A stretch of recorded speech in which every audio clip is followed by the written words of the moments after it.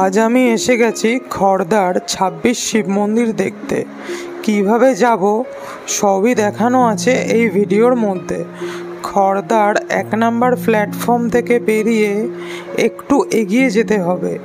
এগিয়ে গেলেই ডান দিকে পাবো বড় টোটো স্ট্যান্ড।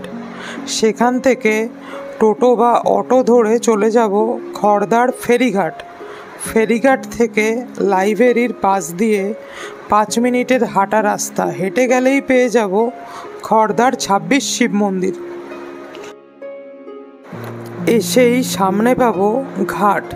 ঘাট থেকে ডান দিকে গেলে ৬টা শিব মন্দির এবং বাঁ দিকে গেলে বাকি ২০টি শিব মন্দির গোল করে সাজানো রয়েছে। ডান দিকে ঢুকলাম, ৬টি শিব মন্দির দেখলাম এবং ভালোভাবে দর্শন করলাম। উল্টো দিকেই রয়েছে বাকি ২০টি শিব মন্দির। এই ২০টি শিব মন্দিরের মাঝে রয়েছে এক বিশাল বড় জায়গা, যেখানে সব বাচ্চারা খেলে বেড়াচ্ছে এবং এখানে বসার জায়গাও, যেখানে ইচ্ছা বসা যায়। তো বিকেলবেলা সময় কাটাবার এটা এক দারুণ জায়গা।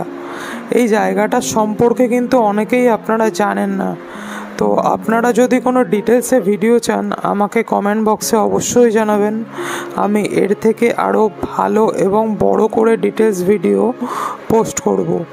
আপনারা আমার ভিডিও যদি ভালো লাগে তাহলে লাইক এবং সাবস্ক্রাইব করবেন, সাথে বেল আইকনটা টিপে দেবেন। Thank you.